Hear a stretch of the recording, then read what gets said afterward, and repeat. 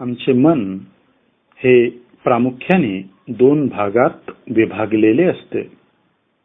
तसे आम्हाला मन एकच असते, पण भिन्नपणे कार्य करण्याच्या प्रणालीमुळे मनाचे भाग पाडले जातात.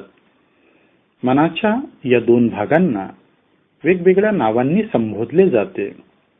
कोणी त्याला स्वैच्छिक व अनैच्छिक मन म्हणतात, तर कुणी त्याला चेतन आणि अचेतन मन म्हणतात, तर कुणी पुरुष मन आणि स्त्री मन असं म्हणतात. याशिवाय वस्तुनिष्ठ मन व व्यक्तिनिष्ठ मन, जागृत व सुप्त मन, वरवरचा व खोलवरचा अहम अशीही नावे प्रचलित आहेत. व्यवहारामध्ये बहुतांश वेळा आपण आपल्या जागृत मनाचा वापर करतो. जागृत मनाचा वापर करूनच निर्णय घेतो, परंतु आपल्या सुप्त मनाची शक्ती अगाध असते. आपल्याला हवे ते मिळवून देण्याचे सामर्थ्य आपल्या सुप्त मनात असते. सुप्त मन म्हणजे जणू आपल्या आत दडलेला एक खजिना असतो. या खजिन्याची चावी आपल्या हाती लागताच आपले आयुष्य आनंद आणि समृद्धीने बहरून जाते.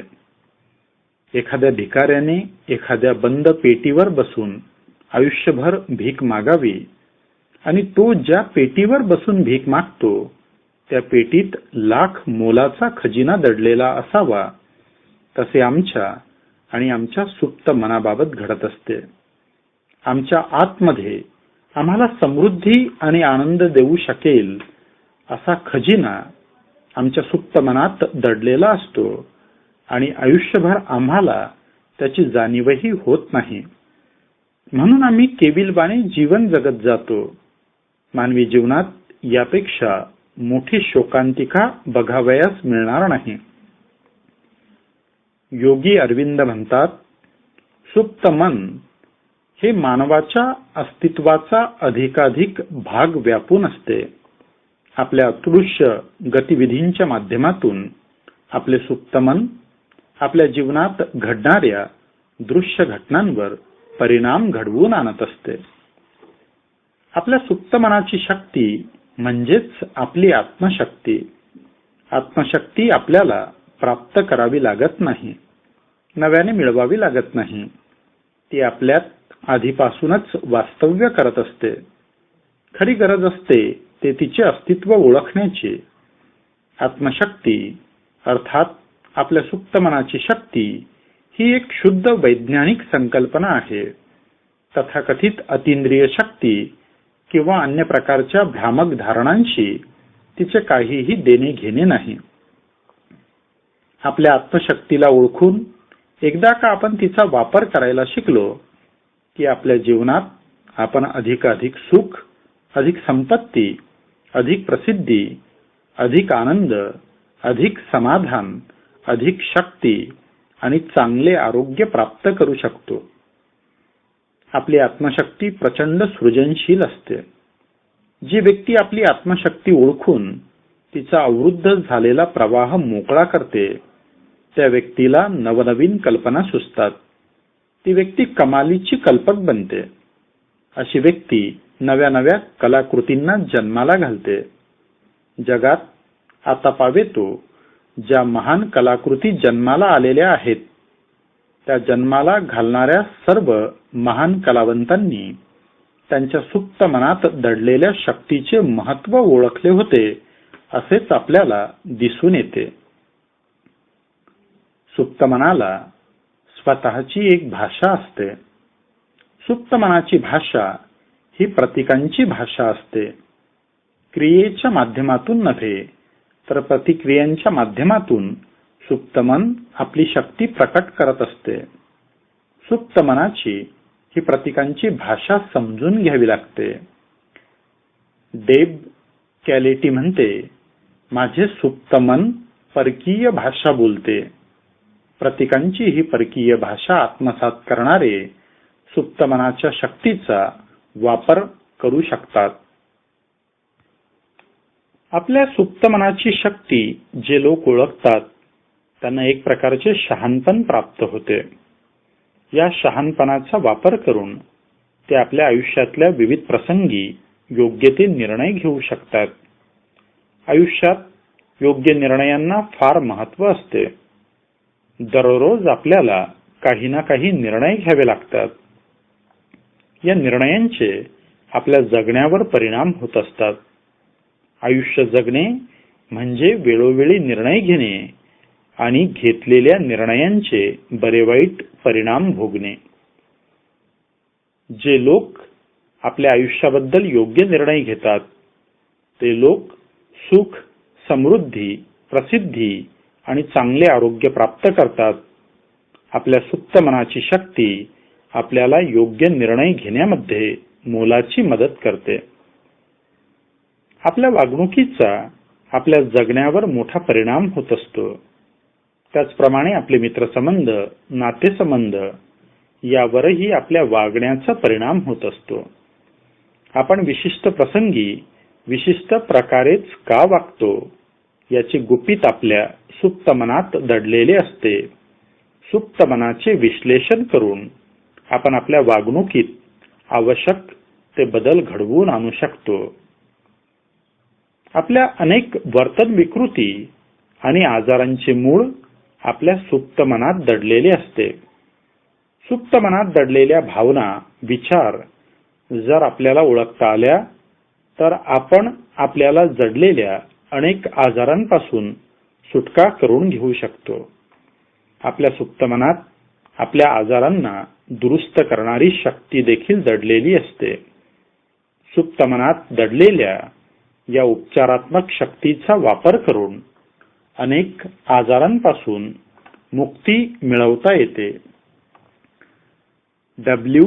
क्लेमेंट स्टोन म्हणतात, ज्या बाबींचा आपण वारंवार उच्चार करतो त्या बाबी आपल्या सुप्त मनावर परिणाम करतात. सुप्त मनात दडलेल्या या शक्तीचा वापर कसा करावयाचा असा प्रश्न आपल्याला पडू शकतो.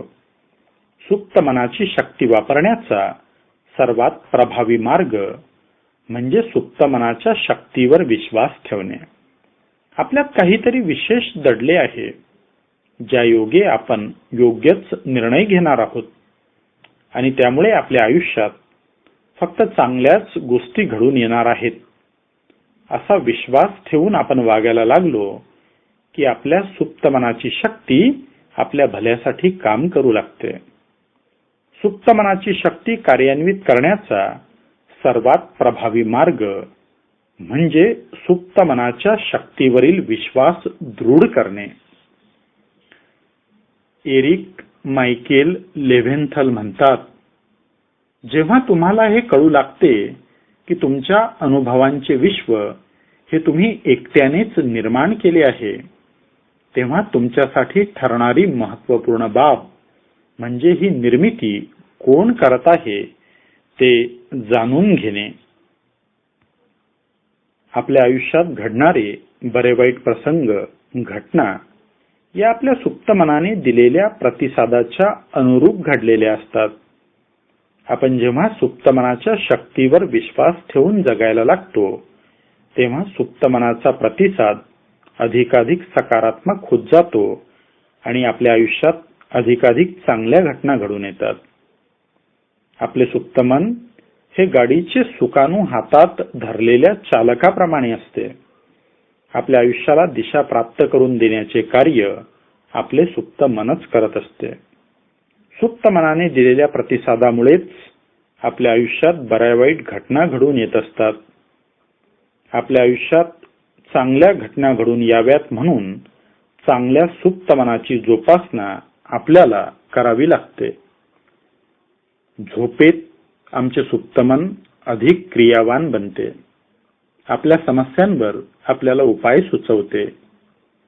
जॉन स्टेनबेक म्हणतात, हा सार्वत्रिक अनुभव आहे की जी समस्या रात्री अतिशय गंभीर वाटत असते तिच्यावर झोपेची समिती विचार विनिमयासाठी बसली की सकाळी ती समस्या अगदी क्षुल्लक वाटू लागते.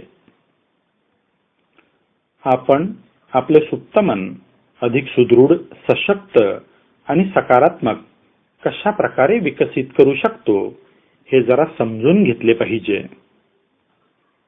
हे वेल्डन म्हणतात, तुमच्या सुप्त मनावर फक्त एकाच गोष्टीची नोंद होते, ती म्हणजे जी तुम्ही वारंवार करता, अर्थात तुमचा सराव किंवा सवय. ज्याचा तुम्ही सराव करता, जशी स्वतःला सवय लावता, त्याचेच प्रकटीकरण करण्याचे काम तुमचे सुप्त मन करत असते. तुम्ही तुमच्या नजरेपुढे शेतकऱ्याचे चित्र आणा. काळी जमीन शेतकरी नांगरून काढतो. त्या काळ्या मातीत बीज पेरतो. बीजापासून पीक बहरते. शेतकरी पिकाला खतपाणी घालतो. पीक बहरून येते. शेतकरी पिकाची कापणी करतो. शेतकऱ्याच्या हाती पीक येते. या सर्व प्रक्रियेत समजून घेण्याची बाब म्हणजे शेतकऱ्याच्या हाती तेच पीक येते ज्याचे बी त्याने पेरले असते. पेराल तसे उगवेल हा नियम आपल्या सुप्त मनाला जसाच्या तसा लागू पडतो. विचारांच्या प्रक्रियेतून आपल्या सवयी विकसित होतात. आपले विचार आणि सवयी यांच्या माध्यमातून आपण आपल्या सुप्त मनाचे बीज पेरत जातो. आपले विचार आणि सवयी जेवढ्या अधिकाधिक सकारात्मक असतील, आपले सुप्त मन तेवढे अधिक सशक्त बनत जाते. अर्ल नाइटिंगेल म्हणतात, आपल्या सुप्त मनात जे आपण पेरतो आणि आपल्या सवयी आणि सरावातून ज्याचे पोषण करतो, तेच आपल्या आयुष्यात वास्तव बनून पुढे येते. आपले विचार जसे असतात तसे आपले सुप्त मन बनत जाते आणि जसे आपले सुप्त मन बनते तशी परिस्थिती आपल्या आयुष्यात निर्माण होते. जर आपले विचार भययुक्त असतील तर आयुष्यात अप्रिय घटनाच आपल्या वाट्याला येतात, घडून येतात. आपले विचार प्रसन्न असतील तर आपल्या आयुष्यात आनंदी घटना घडून येतात. किंबर्ली गिल्स म्हणते, जर तुमच्या प्रत्येक क्षणासाठी तुम्ही विश्वास आणि प्रेमाची निवड केली नाही तर तुमचे सुप्त मन तुमच्यासाठी भयाची निवड केल्यावाचून राहत नाही. सुप्त मनाचे विश्व हे प्रतिक्रियेचे विश्व असते. आपण जसा विचार करू तशी प्रतिक्रिया देण्याचे काम आपले सुप्त मन करत असते. आजारी व्यक्ती जर असा विचार करू लागली की आपण दिवसेंदिवस बरे होत आहोत, तर सुप्त मनाची शक्ती अशा रोग्याला बरे करण्यासाठी कामी लागते. हाच रुग्ण जर असा विचार करायला लागला की आपण आता कधीही बरे होणार नाही, आपला आजार अधिकाधिक गंभीर होत चालला आहे, तर असा रुग्ण कधीही बरा होणार नाही. कारण त्याने त्याच्या सुप्त मनात तसेच बीज पेरले असते. आमचे विचार कसे आहेत आणि आमचे विश्वास कसे आहेत, या दोन बाबींच्या आधारे आमच्या सुप्त मनाचा प्रतिसाद निश्चित होत असतो. त्यामुळे आपले मन सदैव प्रसन्न ठेवा. चेहरा हसरा ठेवा. विचार सकारात्मकच असतील याची काळजी घ्या. आपल्या जीवनात नेहमी चांगलेच घडणार आहे असा विश्वास बाळगा. तुमच्या सुप्त मनाची शक्ती तुमच्या कल्याणासाठी काम करू लागेल. सुप्त मनाची शक्ती वापरण्याचा हाच एकमेव उपाय आहे. राजेश खवले यांचे आगामी पुस्तकातून. संपर्कासाठी क्रमांक 9850345176